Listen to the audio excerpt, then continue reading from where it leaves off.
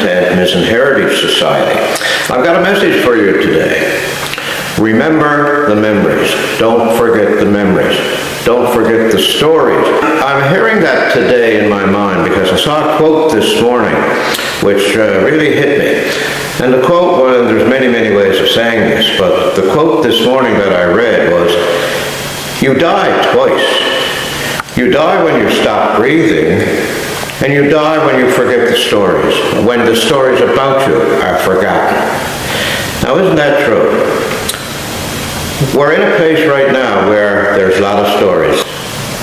The main story is the history of Heart's Content. It talks, this place speaks of Heart's Content, the history of Heart's Content, its people, and the things that have happened here. Now, I'd like to introduce you to, this is Sophia Tuck, and Sophia Tuck is our Heritage Center Administrator, and she's going to tell you a little bit about what's going on here. So, Sophia, it's all yours.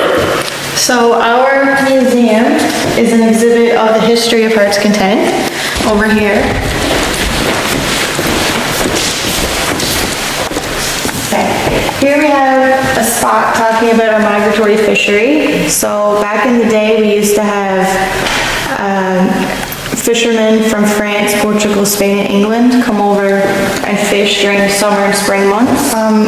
The land acknowledgement here, this was owned, our land actually was all from First Nations and Indigenous people.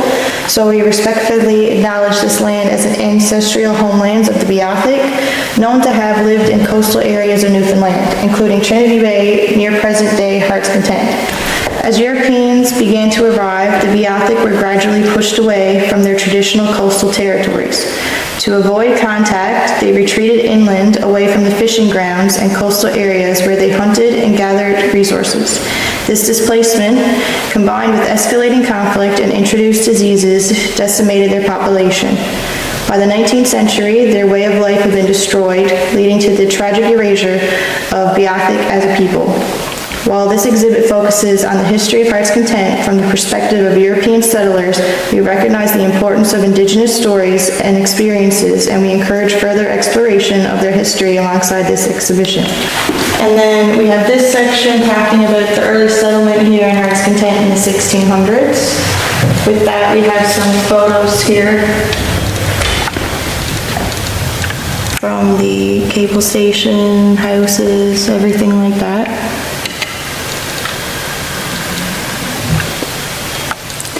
We had raids by D'Iberville. He was a really bad guy. D'Iberville set out from France. He had 124 men that come over and basically obliterated the whole shore here. Then if we keep going, we get to our shipbuilding section. Heart's Content was big in the shipbuilding in the 1700s with the Rowe family starting the shipbuilding. And we keep walking this way. We have our new era. It's talking right about the cable station. It was the first transatlantic cable linking North America to Europe. And then we have this section here. This goes into deeper detail about the cable station and the workers that worked during the time. We had people come from England to come working for the cable station. So with that, it also kind of made class settings in Heart's Content with the British that come over to work into the cable station. They were the higher class. And then we get to talking about our railway. In 1915, Heart's Content began its service in this train. And that led to us having the train used to Grand Falls for the paper mill. So they would bring paper from Grand Falls to Heart's Content. Then they would send it out to London on a boat. And then we also have talking about our fishery, which fishery is a big component of Heart's Content back then and now. They used to fish the cod, cut it and split it, dry it out on a flake, I think is what it's called. They would dry it out on those. cable station closed in 1965, so that was the end of an era for here in Heart's Content. And then we just have a couple spots there talking about the people that grew up here in Heart's Content.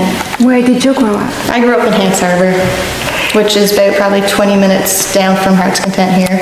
But you used to come here. Yes. How was it? It's good. It's really nice here in Heart's Content. The community itself is beautiful and the people are very lovely to talk to. And then this is just a couple of our pieces of our exhibit we have. We have an old accordion, an old radio, and then an old camera here. So how did you acquire these items? Most of them were donations. Okay. So most of the artifacts here were donations from the community, and I should add that we've got many, many more downstairs. This Heritage Center, newly renovated, newly built really, Heritage Center, is replacing the museum we had here before. We had a community museum which was full of artifacts, all kinds of artifacts. We still have those artifacts, and anybody who donated them to us can come and see them downstairs in our basement area. Downstairs where we have the artifacts, we are reorganizing, and they're not ready for display yet, but I want people who made any donations to know that we still have your precious donations, and we do consider them precious, and we will be displaying them when we get them organized and ready, and hopefully that'll be next year. So there's a lot of more artifacts like this, and most of them came through community donations. And then this middle section we have here, this will be swapped out with different exhibitions in the future years. But currently right now we have an exhibition talking about the Barrens. The Barrens are the road between here and Heart's Content and Victoria. They're really bad to travel on in the winter, so this exhibit here talks about, see, be careful on those Barrens, and goes into about how they would track back and forth in the 1900s, back and forth. And then this side also goes back to the Barrens, talking about the halfway house. This halfway house was in between Heart's Content and Victoria on the Barrens, and it was a place that people that were traveling back and forth, they could stop in, have a cup of tea, relax. That's when we get into the gift shop here. You collaborate with several artists. Yeah, we have these artwork here is by David Coates. And then we have this artwork here by Eileen Matthews. And these pillows are by Lucy Piercy, along with most of this here. And we have some stuff from Doris Harnum hung up here. We have some more artwork here. This is by Sandra Gill. And then we have our books here by Ted Rowe.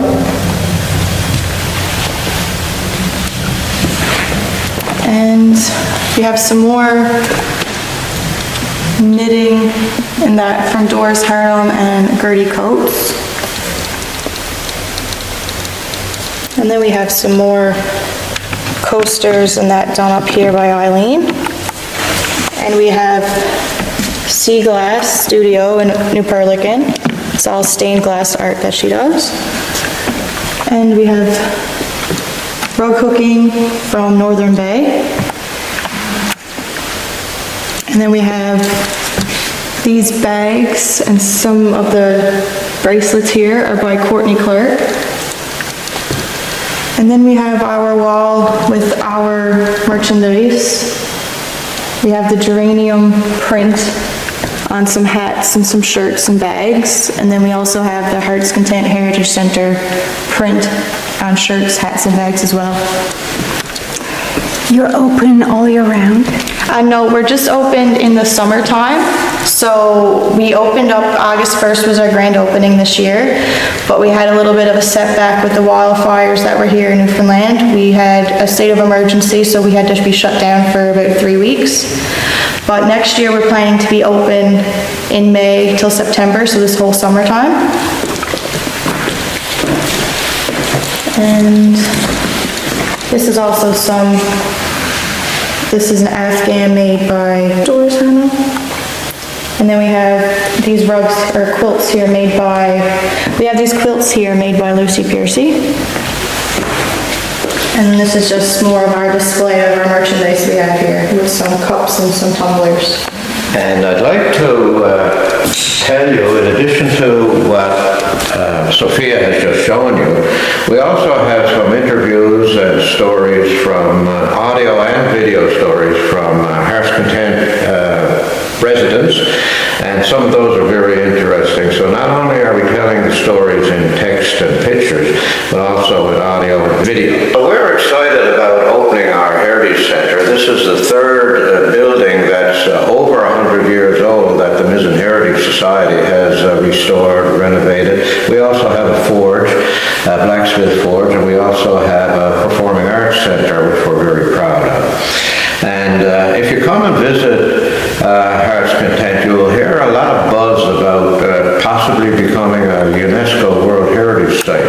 And that is very much in the works. That's a very, very possible thing, maybe a couple of years away.